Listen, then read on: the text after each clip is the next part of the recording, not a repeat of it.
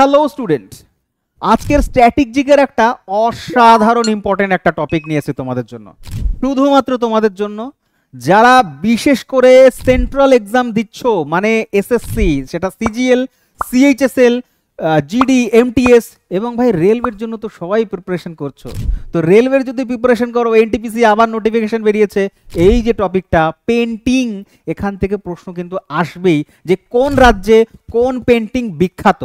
আর আজকের ভিডিওতে আমরা থিওরি করব, প্লাস তারপরে শেষে গিয়ে কিছু এমসিকিউ এনেছে যেগুলো পরীক্ষায় অলরেডি জিজ্ঞেস করেছে বারবার। তো এই একটা ভিডিওতে ওয়ান শর্ট ভিডিও কমপ্লিট এই স্ট্যাটিক জিকের ইম্পর্টেন্ট টপিক পেন্টিং এবং আর্ট অ্যান্ড ক্রাফট। তো চলো অসাধারণ এই টপিকটা শুরু করব আজকে। তো প্রথম তোমাদের কি আছে দেখি, প্রথম রাজ্য ঝাড়খণ্ড দিয়ে। দেখো সবার প্রথমে ঝাড়খণ্ড, আমি দুটো ভাষাই রেখেছি, বাংলা এবং ইংরেজি। তার কারণ এই টপিকটা স্টেটের যারা এক্সামের প্রিপারেশন করছো তারা কি দেখবে না ভাই, তারাও দেখবে। তার কারণ স্টেট এক্সামও কিন্তু এখান থেকে প্রশ্ন আসছে আজকাল, তাই দেখে নাও, খাতায় নোট ডাউন করে নাও, তোমার কাছে এটা থেকে যাবে। বেস্ট এটা হবে যে তুমি খাতায় লিখে নোট ডাউন করছো, পরে যাতে রিভিশন করতে পারো। ঠিক আছে, দেখো ঝাড়খণ্ড থেকে রয়েছে হচ্ছে পৈতকার পেন্টিং। কি পেন্টিংটার নাম? পৈতকার। আবার বলো মনে মনে, পেন্টিংটার নাম হচ্ছে পৈতকার পেন্টিং। এটা হচ্ছে তোমার ঝাড়খণ্ডের একটা বিখ্যাত পেন্টিং। এই যে দেখতে পাচ্ছ ওল্ড এজ পেন্টিং এর স্টাইল, এটা ওল্ড এজ, পুরোনো দিনে এই পেন্টিংটা প্রচুর পরিমাণে, একদম আদি যুগ থেকে, তাই বলেছে প্রাচীন যুগের উপজাতীয় চিত্রকলা এটা একটা। নাম কি? পৈতকার পেন্টিং। ঠিক আছে, দেন ঝাড়খণ্ডের আর একটা রয়েছে গুরুত্বপূর্ণ, জাদোপাটিয়া। কি বলছে? জাদোপাটিয়া। এইটা বিশেষত সাঁওতাল প্রজাতির যারা রয়েছে তারা তারা এটা এঁকে থাকতেন। ঠিক আছে, বড় একটা ক্রাফট মানে স্ক্রল করতো, মানে হচ্ছে তোমার হচ্ছে চাদরের মতন। ঠিক আছে, সেখানে হচ্ছে তারা আঁকতেন। তো যারা এইটা বানাতেন, এই যে স্ক্রলটা তৈরি করতেন, সেই আর্টিস্টদের বলা হতো জাদো। ঠিক আছে, আচ্ছা, আর্টিস্টরা যে স্কলটা তৈরি করতো সেই স্কলটার নাম হতো জাদো, বা হচ্ছে তোমার জাদোপাটিয়া। তাহলে জাদোপাটিয়া এই যে স্কলটাকে বলে, এই স্ক্রলের মধ্যে এই ছবিগুলো আঁকা থাকতো। দেখো ভালো করে, তোমরা নিশ্চয়ই তোমরা দেখেছো এবং কিনেওছো হয়তো। তো এইটা হচ্ছে ঝাড়খণ্ডের খুব গুরুত্বপূর্ণ ইম্পর্টেন্ট একটা ফোক পেন্টিং, নাম হচ্ছে জাদোপাটিয়া। এইখানে যে তোমার কালার বা রং ব্যবহার করতো না, সম্পূর্ণ ন্যাচারাল কালার ব্যবহার করতো, ন্যাচারাল কালার ব্যবহার করতো যেই জাদোপাটিয়ার মধ্যে। তাহলে এইটা হচ্ছে জাদো বা জাদোপাটিয়ার মধ্যে যে এটা করা হয় পেন্টিং, সেটা ঝাড়খণ্ডের ইম্পর্টেন্ট একটা তোমার পেন্টিং এর মধ্যে পড়া যায়। তাহলে এক নম্বর হলো জাদোপাটিয়া, তার আগে পড়লাম আমরা হচ্ছে পৈতকার পেন্টিং, আর এখন হচ্ছে তোমার জাদোপাটিয়া। একটা গেল। আরেকটা তুমি লিখতে পারো বিহারে যাওয়ার আগে, সেটা হচ্ছে তোমার সোরাই পেন্টিং। এটাও ঝাড়খণ্ডের খুব গুরুত্বপূর্ণ। কি নাম বললাম? সোরাই। সোরাই পেন্টিং। তো এই সোরাই পেন্টিং এটাও হচ্ছে ঝাড়খণ্ডেরই গুরুত্বপূর্ণ। ঝাড়খণ্ডের তিনটে। তারপরে আসছে হচ্ছে আমাদের প্রতিবেশী রাজ্য বিহার। বিহারের সব থেকে গুরুত্বপূর্ণর মধ্যে হচ্ছে ভাই মধুবনী আর্ট। এই মধুবনী পেন্টিং কতটা গুরুত্বপূর্ণ? অনেকটা, কারণ পরীক্ষায় বারে বারে জিজ্ঞেস করেছে মধুবনী পেন্টিং।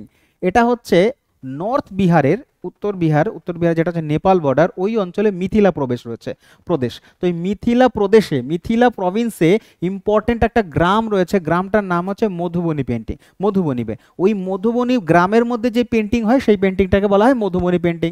আর এখানে হচ্ছে হিন্দু যে সমস্ত পৌরাণিক কাহিনী রয়েছে, পৌরাণিক দেবতা রয়েছে, সেই দেবতাদের হচ্ছে উল্লেখ করা থাকে পেন্টিং এর মধ্যে, যেমন শ্রীকৃষ্ণ, রাম, দুর্গা, শিব, কালী, এদের চিত্রায়িত করা থাকে। ঠিক আছে, আর এই মধুবনী পেন্টিং এর গুরুত্ব এতটাই যে এটা জিআই ট্যাগও পেয়েছে।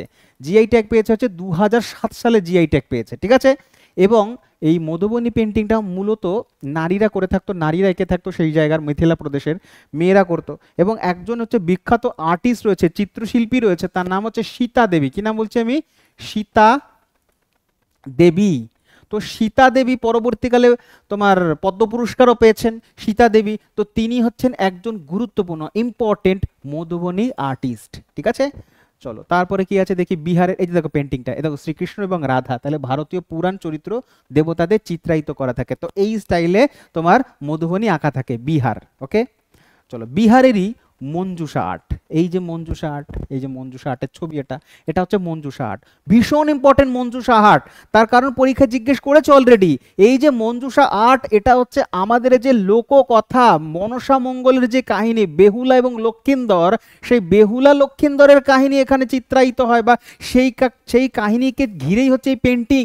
সেই জন্য এটাকে তোমার স্নেক পেন্টিংও বলে থাকে। তাহলে পরীক্ষায় ডাইরেক্ট জিজ্ঞেস করবে নিম্নলিখিত চারটের মধ্যে কোনটা স্নেক পেন্টিং অপর নাম, তখন বলতে হবে মঞ্জুষা। তার কারণ এখানে বিহুলা মানে বেহুলা এবং বিশ্বহরি মানে মনসার কথা বলছে, সেই লোককাহিনী উল্লেখিত থাকে এই জায়গাটার মধ্যে।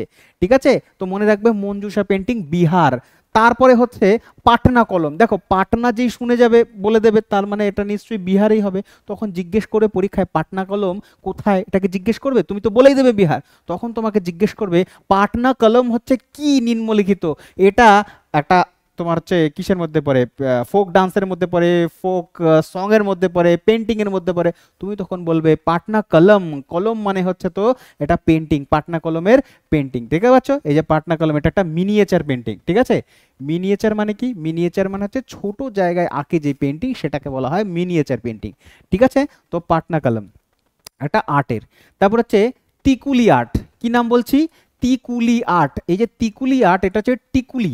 এই টিকুলি শব্দটা বিন্দি থেকে এসছে। বিন্দি, বিন্দি মেয়েরা মাথায় বিন্দি পরে, সেই বিন্দি। এই টিকুলি আর্টটা ছোট কার্ডবোর্ডের মধ্যে এরকম গোল করে ছোট কার্ডবোর্ডের মধ্যে আঁকা হতো। ঠিক আছে, তো এই ছোট আকৃতির জন্য এটাকে অনেকটা বিন্দির মতন তুলনা করতো, সেখান থেকে টিকুলি আর্ট জন্ম হয়েছে। এই যে তার টিকুলি আর্টের ছবি। ঠিক আছে, দেখতে পাচ্ছ এখানটাতে মূলত রঙিন বিন্দু মহিলারা এগুলো করে থাকতো।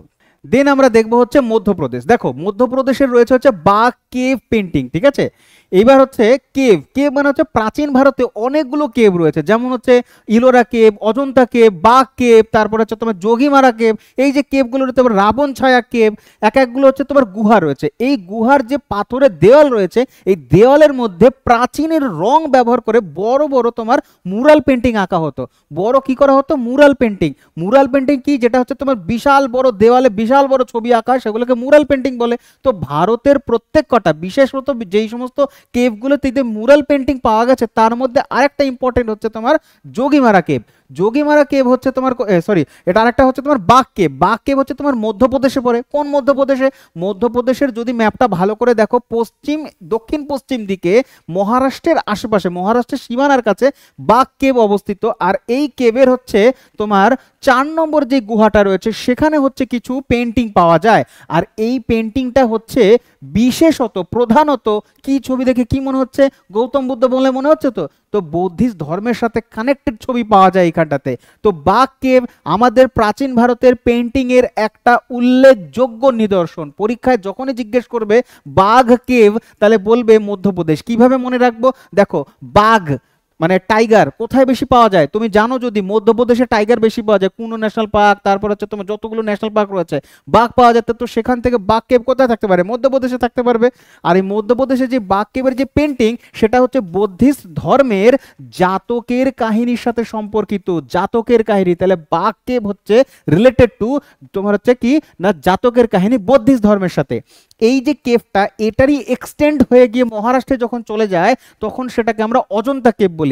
এবং অজন্তা কেভের মধ্যে বা অজন্তা গুহার যে মুরাল চিত্রগুলো রয়েছে দেওয়ালে, সেগুলোও হচ্ছে তোমার বৌদ্ধিস্ট ধর্মের জাতকের কাহিনী ব্যাখ্যা করে। ওখানে যে চিত্রগুলো রয়েছে, এগুলো আমাদের অমূল্য সম্পদ। ঠিক আছে, তো বাঘ কেভ মধ্যপ্রদেশের। এরপরে রয়েছে হচ্ছে আমার এই যে বাঘ কেভ দেখতে পাচ্ছ, এটা হচ্ছে ছবি মধ্যপ্রদেশের বাঘ কেভ। ওকে, তারপরে হচ্ছে আমরা যাই ছত্তিশগড়। ছত্তিশগড়ের যোগীমারা কেভ, যেটা তখন বলতে চাইছিলাম। ছত্তিশগড়ের আরেকটা কেভ পেন্টিং, সেটা হচ্ছে কি যোগীমারা কেভ। এই যোগীমারা কেভের মধ্যে কি পাওয়া যায়? এখানে পাওয়া যায় একটু আলাদাই ধরনের আর কি চিত্র। যেমন বাঘ কেভ খুঁজলেই হচ্ছে আমরা হচ্ছে বৌদ্ধিস্ট ধর্মের চিত্র পাবো। এখানে পাবো হচ্ছে দম্পতির ছবি পাবো, নিত্যরত দম্পতি, নাচ করছে দম্পতি, হাতির ছবি পাবো, তারপরে মাছের ছবি পাবো। মানে হচ্ছে প্রকৃতি এবং মানুষের জীবনযাপনকে চিত্রায়িত করা হয়েছে যোগীমারা কেভে ছত্তিশগড়ে। ঠিক আছে, আচ্ছা, ছত্তিশগড়ের আর একটা আর্ট খুব বিখ্যাত, পেন্টিং প্রপার বলা চলে না, যেহেতু রঙের ব্যাপার রয়েছে তাই আমরা এইটাকেও ইনক্লুড করেছি, সিল্ক। সিল্কটার নাম হচ্ছে, এটা হচ্ছে তোমার কোষা সিল্ক, খুব গুরুত্বপূর্ণ কোষা সিল্ক। দেখতে পাচ্ছ কোষা সিল্ক কোথায়? কোষা সিল্ক গুরুত্বপূর্ণ হচ্ছে ছত্তিশগড়ে, ঠিক আছে? কেন গুরুত্বপূর্ণ? তার কারণ এটা দেখো, এটা সিল্কের একটা কাপড়, সেখানে হচ্ছে পুরোপুরি ন্যাচারাল রং, ন্যাচারাল কালার ব্যবহার করে এই তোমার হচ্ছে পেন্টিং করা হয়েছে, সুন্দর করে তোমার রং করা হয়েছে, ঠিক আছে? সেই জন্য পেন্টিং এর চ্যাপ্টারে আমরা পড়ছি এটা।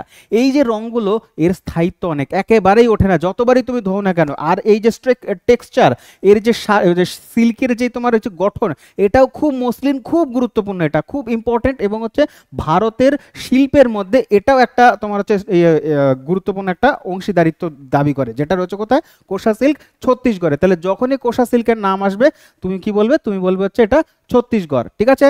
এরপর আমরা রাজস্থান দেখব। আর রাজস্থান দেখা মানেই লাইন দিয়ে পেন্টিং রয়েছে, লাইন দিয়ে এত কিছু রয়েছে, অনেক গুরুত্বপূর্ণ, সবকটা ইম্পর্টেন্ট ইম্পর্টেন্ট রয়েছে। যেমন এটা, এটা কি বলছে? পিচওয়াই পেন্টিং। ছবিটা ভালো করে একবার দেখে নাও, এটা হচ্ছে পিচওয়াই পেন্টিং। এই পেন্টিংটা রয়েছে রাজস্থানের, গুরুত্বপূর্ণ। রাজ্য তুলে প্রশ্ন জিজ্ঞেস করবে যে নিম্নলিখিত পিচওয়াই পেন্টিংটা কোন রাজ্যের, তখন বলতে হবে রাজস্থানের। প্রায় 400 বছরের ইতিহাস রয়েছে এটা। তো রাজস্থানের উদয়পুর, উদয়পুরের কাছে এইটা খুব বিখ্যাত। এই জায়গাটার নাম হচ্ছে নাথওয়াদারা। এই নাথওয়াদারা উদয়পুরের কাছে যে জায়গাটা, সেখানে হচ্ছে পিচওয়াই পেন্টিং ইম্পর্টেন্ট। তাহলে পিচওয়াই পেন্টিং একটা হলো রাজস্থানের। 2 নম্বর, এখানে দুটো ছবি রয়েছে, দুটো ছবি। সবার প্রথমে এই ছবিটা দেখো, এই যে ছবিটা, এটা হচ্ছে তোমার বাগরু আর্ট বলা হয়। এটা কি বলে? বাগরু, বাগরু আর্ট। এই আর্টটা আলাদাই একটা এর বৈশিষ্ট্য। যেমন দেখো, ছবিটা দেখলেই বুঝতে পারবে, এখানে একটা কাঠের ব্লক দেখতে পাচ্ছ। এই যে কাঠের একটা ব্লক, এটা হচ্ছে কাঠ কেটে সুন্দর করে ডিজাইন করা রয়েছে। তার যে পেছনের পৃষ্ঠাটা এই ধরনের ডিজাইন থাকে, এই যে এই ধরনের ডিজাইন থাকে। তো এই কাঠের ব্লকটাকে কি করা হয়, তোমার হচ্ছে চোবানো হয় রঙের মধ্যে, তারপরে শাড়ির মধ্যে বিভিন্ন এতে এরকম করে ছাপ দিয়ে দিয়ে ছাপ দিয়ে দিয়ে গোটা একটা শাড়ি বানানো হয়। তো এইটা হচ্ছে রাজস্থানের খুব গুরুত্বপূর্ণ একটা জায়গা, যেটা হচ্ছে বাগরু নামে পরিচিত। সেই জন্য এটাকে নাম দেওয়া হচ্ছে বাগরু আর্ট, ঠিক আছে? পরীক্ষায় জিজ্ঞেস করবে কাঠের ব্লক বা কাঠের ছাঁচ দিয়ে যেই পেন্টিং, সেই পেন্টিংটার নাম কি, বা হচ্ছে আর্টটার নাম কি? সেই আর্টের নাম হচ্ছে বাগরু আর্ট। রাজস্থানে খুব গুরুত্বপূর্ণ, কাঠের ব্লকের জন্য গুরুত্বপূর্ণ। এবং এই যে করে থাকে, এই যে স্টাইলটা, এই যে আর্টটা করে থাকে, সেটা হচ্ছে তোমার ওই অঞ্চলে চিপ্পা প্রজাতির অঞ্চলরা, ওই উপজাতিরা করে থাকে, চিপ্পা প্রজাতি। চিপ্পা প্রজাতি, অলরেডি এসএসসি কোশ্চেনটা জিজ্ঞেস করেছিল। তো চিপ্পা প্রজাতির সাথে যুক্ত হচ্ছে তোমার বাগরু আর্ট। আর এইটা যেটা রয়েছে, এটা হচ্ছে ফাদ পেন্টিং। এই পেন্টিংটার নাম হচ্ছে ফাদ, ঠিক আছে? প্রেমের ফাঁদ নয় এটা, বা বিবাহের ফাঁদ নয়, এটা হচ্ছে ফাঁদ পেন্টিং। এটা একটা স্ক্রল, লম্বা স্ক্রল, বিশাল বড় মনে করে একটা তোমার স্ক্রল মতন বানানো হয়, সেখানে এই ধরনের পেন্টিং এখানে চিত্রায়িত করা থাকে।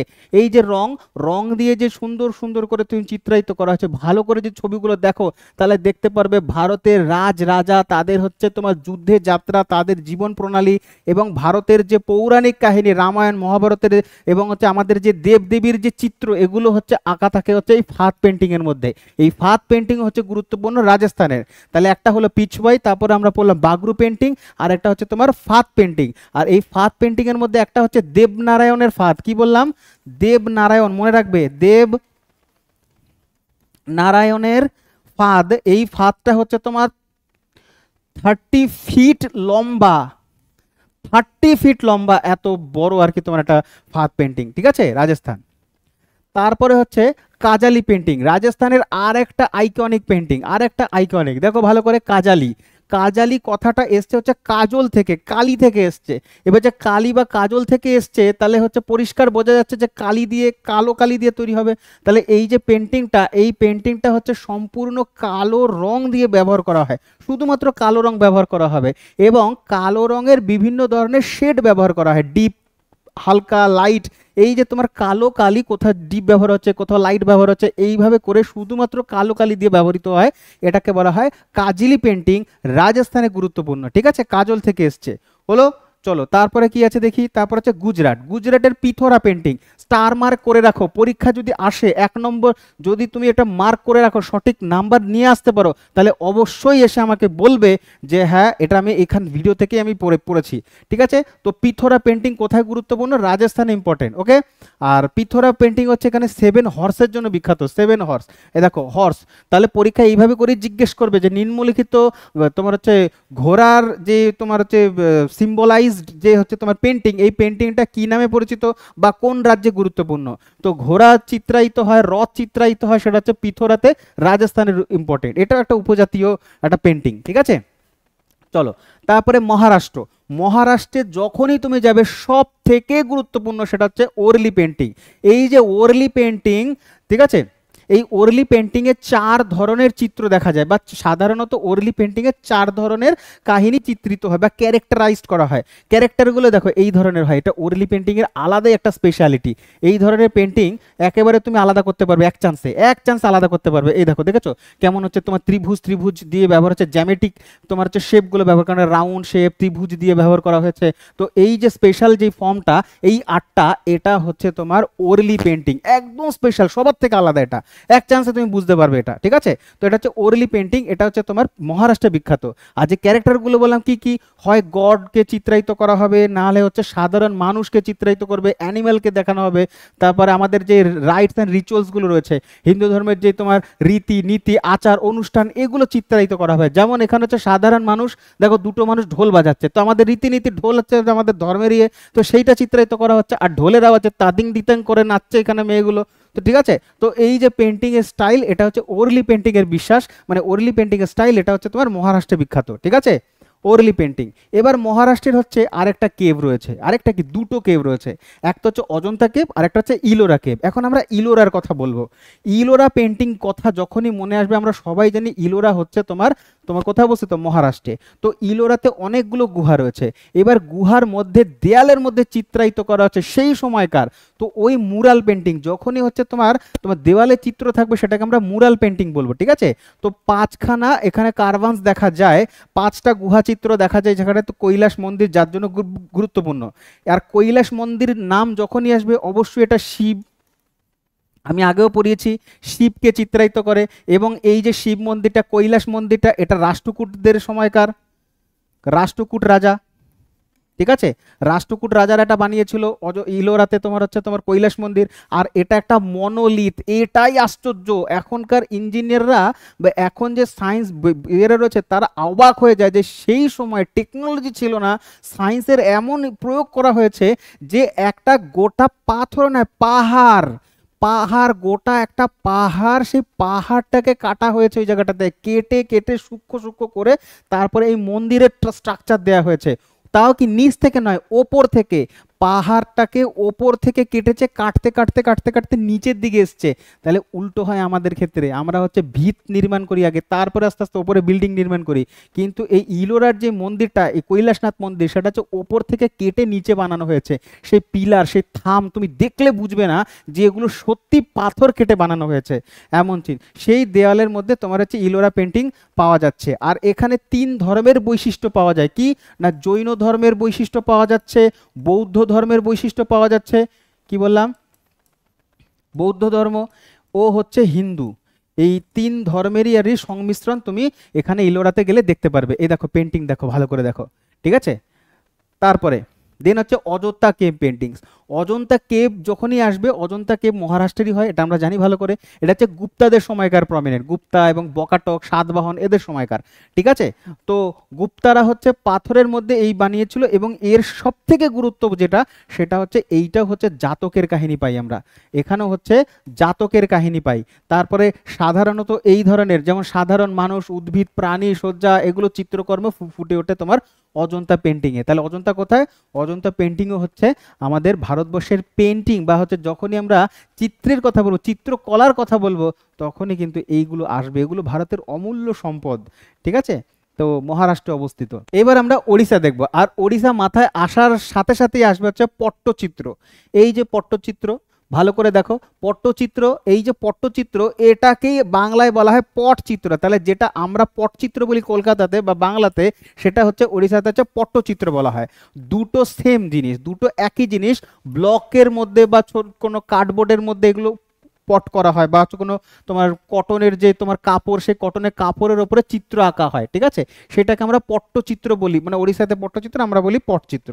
তো ওড়িশার যেটা পট্টচিত্র আর আমাদের পটচিত্রের মধ্যে পার্থক্য শুধু একটাই, ওড়িশায় যে পট্টচিত্র সেটা কেন্দ্রিত হয় হচ্ছে ওড়িশার হচ্ছে রাধা কৃষ্ণ বা হচ্ছে তোমার জগন্নাথকে। তাহলে মূল কেন্দ্র বা মূল যে আকার যে বিষয়বস্তু সেটা ওড়িশাতে হচ্ছে রাধাকৃষ্ণ এবং জগন্নাথ কেন্দ্রিক। আর বাংলা বা কলকাতার যে পটচিত্র, তার ওয়েস্ট বেঙ্গলের যে পটচিত্র, তার বৈশিষ্ট্য হচ্ছে এখানে গডেস দুর্গা, আমাদের এখানে দুর্গা ফেমাস, দুর্গা সব থেকে বড় উৎসব, তো দুর্গা, তারপরে এছাড়া হচ্ছে কালী ইত্যাদি তোমার হচ্ছে আঁকা হবে, বুঝতে পারলে? তো এই স্পেশালিটি রয়েছে হচ্ছে তোমার ওড়িশা এবং হচ্ছে ওয়েস্ট বেঙ্গলের পটচিত্র আর পট্টচিত্রের মধ্যে, বুঝতে পারলে?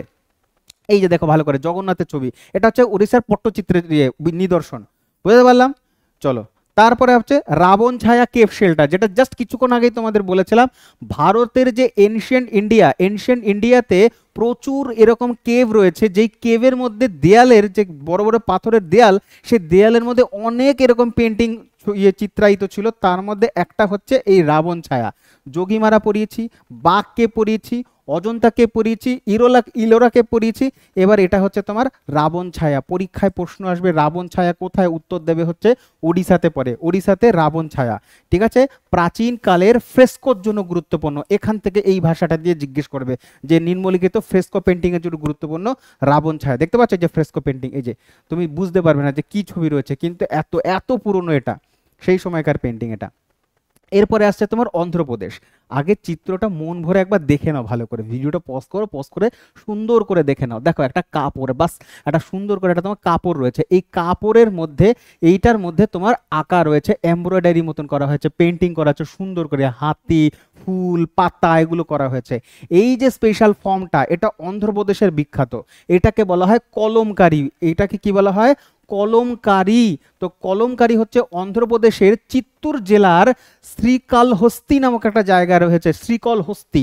তো অন্ধ্রপ্রদেশের চিত্তুর জেলার যে শ্রীকলহস্তির পেন্টিং, সেটাকে হচ্ছে শ্রীকলহস্তি কলমকারি বলা হয়। তাহলে শ্রীকলহস্তি স্পেশাল কলমকারি এটা, ঠিক আছে। তো কলমকারি বললেই বলবে অন্ধ্রপ্রদেশ, ঠিক আছে। চলো, তারপরে হচ্ছে অন্ধ্রপ্রদেশেরই হচ্ছে আরেকটা, সেটা হচ্ছে লেপাক্ষী পেন্টিং। এই যে লেপাক্ষী পেন্টিং ইম্পর্টেন্ট, এই লেপাক্ষী একটা মন্দির, এটা কি মন্দির? বীরভদ্র মন্দির। এই বীরভদ্র মন্দির, লেপাক্ষী একটা জায়গা, সেই লেপাক্ষীতে একটা মন্দির রয়েছে বীরভদ্র মন্দির, সেই মন্দিরের দেওয়ালে যেই পেন্টিংগুলো পাওয়া যাচ্ছে, সেই পেন্টিংগুলোকে এই রকম স্টাইল রয়েছে। এই যে দেখো ভারতীয় যে আমাদের পৌরাণ কাহিনী, নারায়ণ, বিষ্ণু, শিব, তাদের চিত্র এখানে চিত্রায়িত হয়, সেটা হচ্ছে তোমার লেপাক্ষী টেম্পল, লেপাক্ষীতে যে তোমার বীরভদ্র মন্দির রয়েছে সেইটা। এইটার নিদর্শন হচ্ছে বিজয়নগর, প্রাচীন দক্ষিণ ভারতে যে বিজয়নগর সাম্রাজ্য গড়ে উঠেছিল,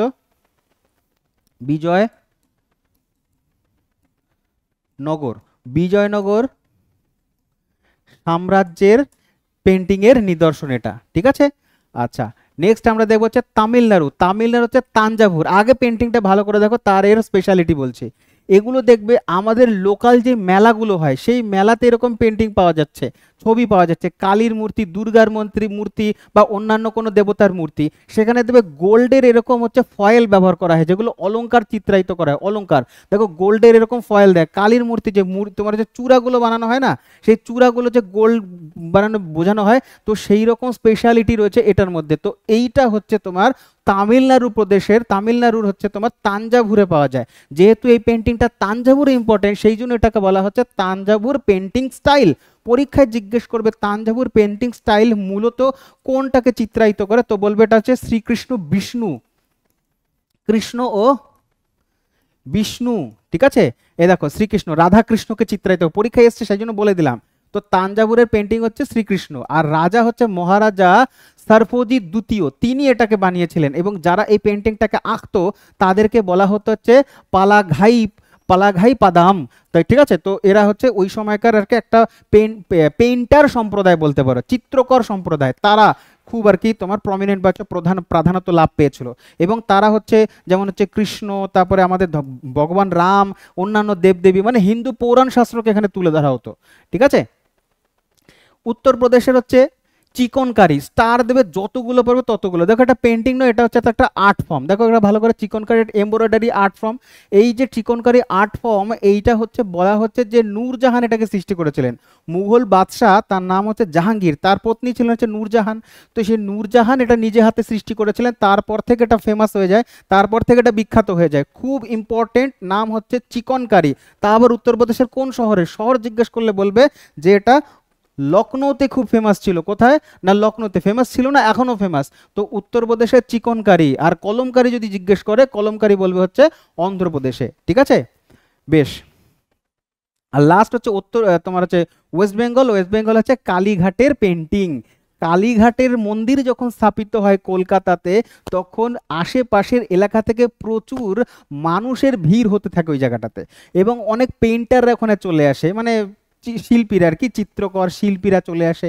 এবং যেহেতু কালীঘাটের মন্দির, সেখানে তারা বিক্রি বাট্টা করে ব্যবসা করবে। তো কি বিক্রি করা যেতে পারে? কালী মন্দিরের সামনে নিশ্চয়ই কালীর ছবি বিক্রি হবে, তাই তারা এইরকম ভাবে আস্তে আস্তে কালীর ছবি আঁকতো এবং একে তারা বিক্রি করতে শুরু করতো। তো এইখানে কালীঘাটের মন্দিরকে কেন্দ্র করে যে একটা চিত্রকরদের কি বলবো, একটা চিত্রকরদের দল সৃষ্টি হয়েছিল, এটাই আস্তে আস্তে একটা পেন্টিং স্টাইল হয়ে যায়। তখন এটাকে নাম দেওয়া হয় কালীঘাটের পেন্টিং। পশ্চিমবঙ্গে সৃষ্টি হয়েছিল কালীঘাট মন্দিরকে কেন্দ্র করে। ঠিক আছে, আচ্ছা। এরপরে দেখো কিছু ফোক পেন্টিং রয়েছে। এই ফোক পেন্টিং এর মধ্যে একটা রয়েছে হচ্ছে বানি ঠানি। বানি ঠানি পেন্টিং, আগে ভালো করে চিত্রটা, ছবিটা দেখে নাও। এইটাকে বলা হয় ভারতের মোনালিসা ছবি। ভারতের মোনালিসার ছবি বলা হচ্ছে বানি ঠানি। ঠিক আছে, বানি ঠানি বলা হয় ভারতের মোনালিসা। ইনি হচ্ছেন একজন হচ্ছে গায়িকা প্লাস হচ্ছে নর্তকী ছিলেন, গায়িকা প্লাস নর্তকী ছিলেন তিনি। তো তিনি হচ্ছেন কিষানগড়, জায়গাটার নাম মনে পরীক্ষায় আসবে, রাজস্থানের কিষানগড়। তাহলে বানি ঠানি কোথায়? বানি ঠানি হচ্ছে রাজস্থানে অবস্থিত, রাজস্থানের কিষানগড়। তো রাজস্থানের কিষানগড়ে তার হচ্ছে যে রাজা ছিলেন, সেই রাজা হচ্ছে সাবন্ত সিং। রাজার নাম কি? সাবন্ত সিং। সাবন্ত সিং। এই সাবন্ত সিং হচ্ছে তাকে বিবাহ করেছিলেন, এই বাণীঠানীকে, তার রূপে, তার হচ্ছে নৃত্যে, তার হচ্ছে গীতে মগ্ন হয়ে। তারপরে দুজনে তারা হচ্ছে এরকম পেন্টিংয়ে ইয়ে করে যায়, মানে নিজে দুজন দুজনকে আর কি রাধাকৃষ্ণ বলে মনে করতেন। যে রাধাকৃষ্ণ মানে আমি মনে করতেন মানে কি, আমি বলতে চাইছি যে রাধাকৃষ্ণের মতন যেমন হচ্ছে প্রেম কাহিনী মধুর ছিল, তাদের প্রেম কাহিনীটা এরকম মধুর ছিল। তো এই রকম করেই হচ্ছে রাধাকৃষ্ণের আদলে তাদের ছবি আঁকতে শুরু হয়, ছবি আঁকা শুরু হয়। তো এই যে বাণী ঠানি রানীমা, এনার ছবি হচ্ছে বিখ্যাত, যাকে বলা হয় ভারতের মোনালিসার ছবি। ঠিক আছে, চলো কোথায়? কিষানগড়, রাজস্থান, সাবন্ত সিং। এরপর হচ্ছে থাঙ্কা। পরীক্ষায় অলরেডি জিজ্ঞেস করে বসেছে এই কোশ্চেনটা, একটু পরে এমসিকিউতে দেখাবো আমি। ঠিক আছে, বলছে এটা সিকিম তিব্বতী স্টাইলে ইয়ে করা হয়। তাহলে পরিষ্কার বোঝা যাচ্ছে ভাই, সিকিম তিব্বতী স্টাইল, থাঙ্কা কি, থাঙ্কা। তাহলে পরীক্ষায় জিজ্ঞেস করবে থাঙ্কা পেন্টিং কোথায়, বলবে সিকিমে। কোন সিকিম মানে হচ্ছে কোন ধর্ম? বৌদ্ধিস্ট। তো এটা হচ্ছে তোমার কি, বৌদ্ধিজমকে বা হচ্ছে তোমার গৌতম বুদ্ধের দৃষ্টি ইয়ে করে। দেখো ছবি দেখেই বুঝতে পারো, আগে ভালো করে ছবি দেখো, ছবি দেখলে বুঝতে পারো গৌতম বুদ্ধের ছবি। তাহলে থাঙ্কা হচ্ছে গৌতম বুদ্ধ বা বৌদ্ধ ধর্মের সাথে সম্পর্কিত একটা। ঠিক আছে, চলো এবার আমরা কিছু এমসিকিউ করে নিই এই রিলেটেড, যেগুলো পরীক্ষায় এসছে, বারে বারে রিপিটেডলি এসছে। চলো তাহলে এমসিকিউ করে নিই। তো এইবার কিছু ইম্পর্টেন্ট আমরা প্রশ্ন দেখবো এমসিকিউর মাধ্যমে, যেগুলো বিগত পরীক্ষায় এসছে এই টপিক থেকে। যেমন এই প্রশ্নটা দেখো, এসএসসির কোশ্চেন, সিএইচএসএল এসছে, বলছে ওরলি চিত্রকলা হলো ভারতের কোন রাজ্যে বিখ্যাত? তুমি বলবে স্যার এত সোজা প্রশ্ন আসে? একদম এই প্রশ্নটা এসছে, তুমি বলবে অপশন নাম্বার ডি, মহারাষ্ট্রে দেখা যায় হচ্ছে ওরলি পেন্টিং খুব বিখ্যাত। ঠিক আছে, চলো তারপরে বলছে মধুবনী পেন্টিং নিম্নলিখিত কোন রাজ্যে গুরুত্বপূর্ণ? তো মধুবনী পেন্টিং আর কোথায় হবে? পশ্চিমবঙ্গের প্রতিবেশী রাজ্য বিহারে, বিহারের নর্থ বিহার মিথিলা প্রদেশে হচ্ছে খুব বিখ্যাত হচ্ছে মধুবনী পেন্টিং। ঠিক আছে, আচ্ছা নেক্সট, তারপরে যাই আর একটা তোমার সিএইচএসএল এর প্রশ্ন এসএসসি, থাংতা চিত্রকলা নিম্নলিখিত কোন দেবতাকে চিত্রায়িত করে? থাংতা জাস্ট কিছুক্ষণ আগেই তোমাদের আমি পড়ালাম, থাংতা হচ্ছে তোমার ইসলামিক নয়, অপশন নাম্বার বি তে রয়েছে বুদ্ধিস্ট। এটা একটা টিবেটিয়ান স্টাইলে দেখা যায়, ভারতের সিকিম রাজ্যে খুব প্রচলিত এটা। থাংতা বৌদ্ধ ধর্মের সাথে সম্পর্কিত একটা আর্ট অ্যান্ড পেন্টিং। ইম্পর্টেন্ট প্রশ্ন এটা। পরবর্তীতে দেখো আর একটা কোয়েশ্চেন, যেটা এমটিএস এর প্রশ্ন, বলছে পৈতকার, এই যে পৈতকার পেন্টিং, এটা সিম্বল কোন রাজ্যের একটা সিম্বল?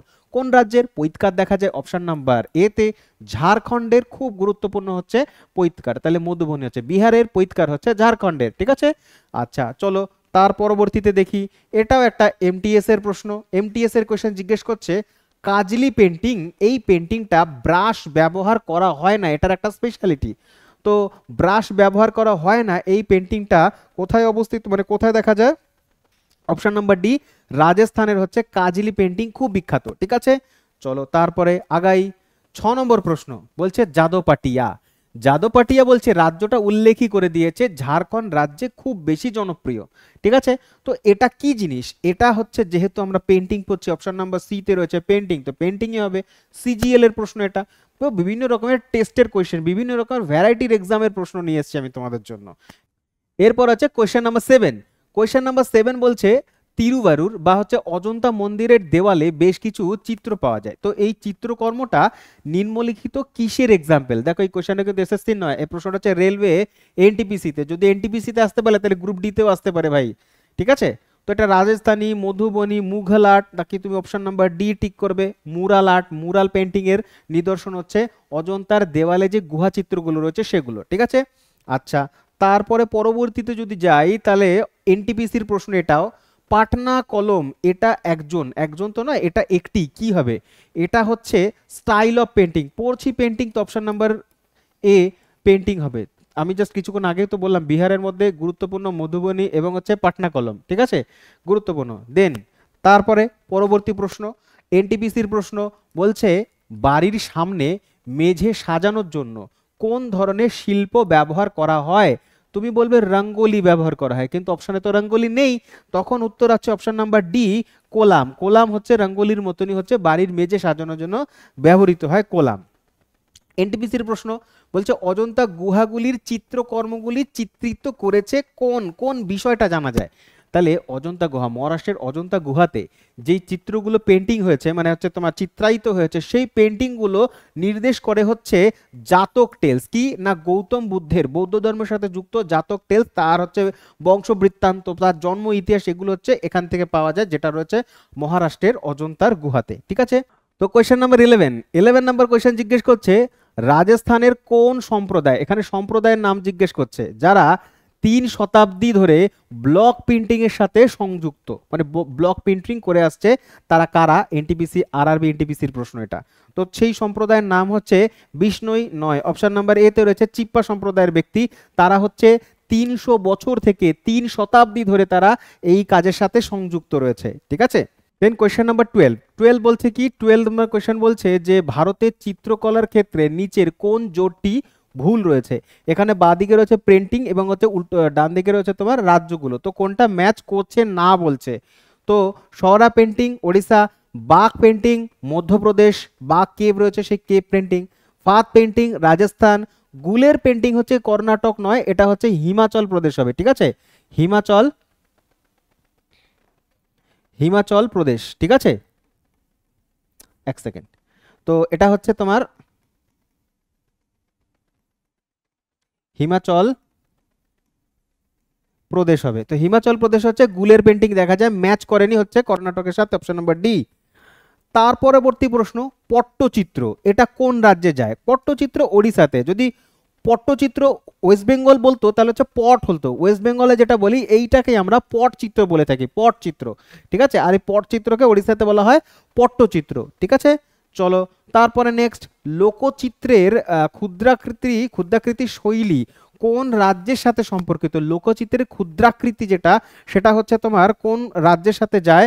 রাজস্থানে যায়, অপশন নাম্বার ডি তে রয়েছে। ঠিক আছে, চলো তারপরে কলমকারী, একদম সিম্পল একটা প্রশ্ন, কলমকারী কোন রাজ্যের? কলমকারী হচ্ছে অন্ধ্রপ্রদেশে, খুব ফেমাস অন্ধ্রপ্রদেশের কলমকারী। ঠিক আছে, মধুবনী বিহারের মতন। চিত্রকলা বানিঠানি পড়িয়েছে তোমাদের একটুখানি আগেই, বানিঠানি এটা একটা লোককথার পেন্টিং। বানিঠানি রাজস্থানে খুব প্রমিনেন্ট। এবার রাজস্থানের হচ্ছে অপশানে পাবে না তুমি, রাজস্থান তুমি কিষানগড় পাবে, তো রাজস্থানের হচ্ছে কিষানগড় স্কুলের যে পেন্টিং, সেই পেন্টিংটা হচ্ছে বানিঠানি শ্রেণীর পেন্টিং, খুব গুরুত্বপূর্ণ, খুব ইম্পর্টেন্ট। চলো তার পরবর্তী বলছে নিচের কোন চিত্রকর্মটি সাপের চিত্রকর্ম নামেও জনপ্রিয়? আজকের ক্লাসেই পড়ালাম, তোমরা বলবে স্যার আপনি বলেছেন মঞ্জুসা আর্ট, যেটা বিহারে খুব বিখ্যাত, বিহার। ঠিক আছে, বিহারে ভীষণ ইম্পর্টেন্ট হচ্ছে মঞ্জুসা আর্ট, সাপের নৃত্য। 18 নম্বর বলছে মুঘল স্কুলের প্রথম শিল্পকর্ম কোনটা? মুঘল স্কুলের মানে বলতে চাইছে যে মুঘল সময়ে যে পেন্টিং করা হতো সেটা হচ্ছে প্রথম হচ্ছে হামজানামা, ভীষণ ইম্পর্টেন্ট হামজানামা। এটা একটা পেন্টিং এর বই, চিত্রের বই, ঠিক আছে।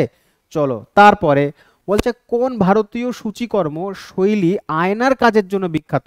আয়নার কাজের জন্য বিখ্যাত রাজস্থান রাজ্য থেকে সেটাকে উদ্বুদ্ধ হয়েছে। সেটা কোনটা? সেটা হচ্ছে রাজস্থান রাজ্যের আয়নার কাজের জন্য অপশন নাম্বার বি, গোটা এমব্রয়ডারি। গোটা এমব্রয়ডারি ইম্পর্টেন্ট কোয়েশ্চেন, কিন্তু এটা খুব গুরুত্বপূর্ণ, গোটা এমব্রয়ডারি, ঠিক আছে। চলো তারপরে ভারত মাতা চিত্র, বাচ্চা বাচ্চা জানে, সোজা প্রশ্ন এটা। অবনীন্দ্রনাথ ঠাকুর, আর কে হবে? অবনীন্দ্রনাথ ঠাকুরের ভারত মাতা চিত্র, ঠিক আছে, বঙ্গভঙ্গের সময় এঁকেছিলেন, বঙ্গভঙ্গের সময়। তারপরে বলছে যামিনী রায়ের শৈল্পিক কাজের জন্য কোন শিল্পকর্ম অনুপ্রেরণা গুরুত্বপূর্ণ উৎস হিসেবে কাজ করছে? তো যামিনী রায় কোন ধরনের আর্ট করতেন? যামিনী রায়ের আর্ট হচ্ছে Phad painting, mural painting. Option number B তে পেয়ে গেছি মুরাল পেন্টিং। তো যামিনী রায় মুরাল পেন্টিং এর জন্য খুব বিখ্যাত ছিলেন, ঠিক আছে। তো আজকের ক্লাস এখানেই এন্ড করছি। আমাদের theory plus MCQ based painting এবং হচ্ছে আর্ট অ্যান্ড ক্রাফট নিয়ে কোয়েশ্চেন্স ছিল। ভিডিওটি কেমন লেগেছে? যদি ভালো লাগে তাহলে অবশ্যই কিন্তু কমেন্ট করতে পারো এবং বন্ধুদের মধ্যে শেয়ার করতে ভুলো না যারা প্রিপারেশন করছে। So thank you very much, best of lakh.